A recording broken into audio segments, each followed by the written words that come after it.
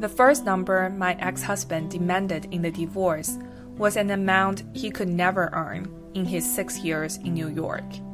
Yet, there he was, asking me for it after just a 20-month marriage. His demands continued to grow in the process. He wanted alimony. He wanted the apartment. He wanted his attorney fees reimbursed. He wanted to turn everything that's mine into his. He hates me, yet he wants my money. If murder weren't illegal, he would have killed me already and stolen the money. I felt a paradox of feelings. On one hand, I didn't want him to walk all over me, and I wanted to do everything to stand up for myself. On the other hand, I felt bad for failing his money expectations. I wish I had the money he wanted. I wish I had the abundance that I could just write him a check and say, good luck and have a good life.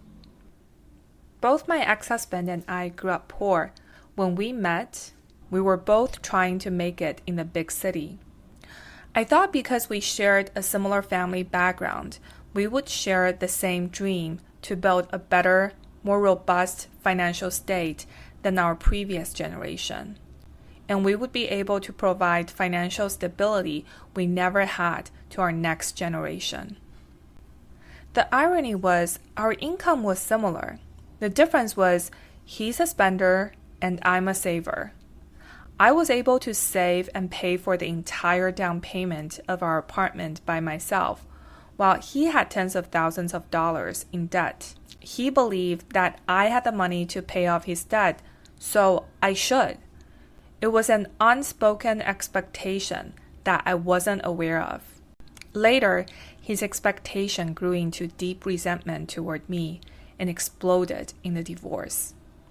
In a complete plot twist, the financial discovery showed that he actually doubled his income through his side business and paid off his debts.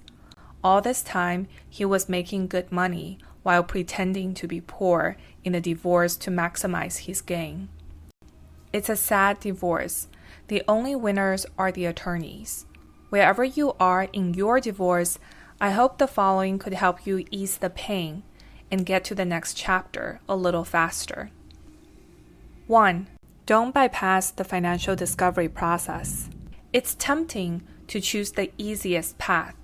Given that my ex appeared to have minimal savings, it was tempting to settle on an assumed fair amount. I nearly skipped the financial discovery, convincing myself to just give him some money to end the case and end the suffering. Luckily, I didn't, and I gained valuable insights into my ex's finances that ultimately turned the tables in my favor. In a divorce, trust is already broken, so trust no one but yourself.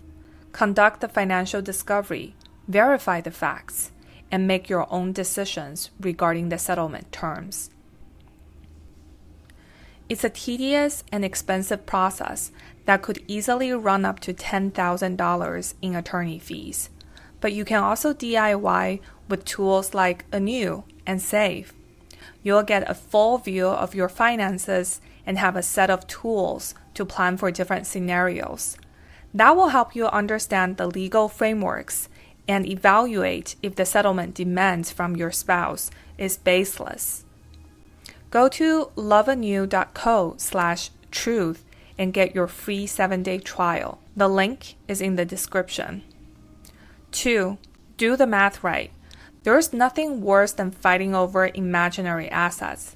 My ex's get-rich-quick scheme only drained his resources.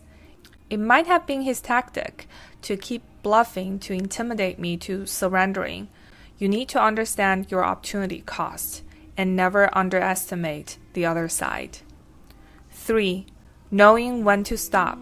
Once you've done discovery and the math, create 3 sets of settlement scenarios: your bottom line, your most ideal outcome, and a middle ground solution. Use these scenarios to guide your settlement discussions. During a prolonged divorce, it's easy to become accustomed to the conflict, to the point where you might forget that the ultimate goal is resolution. Having these 3 sets of numbers allows you to evaluate the situation as it evolves and helps you decide when it's time to settle and move on to better, greater things. This is Harsh Truths of Love. We share real stories, hard lessons, bold takes, and be smarter in life. Thank you for hanging out with us today. Leave your comment and let us know your thoughts. Please subscribe. We would love to see you next week.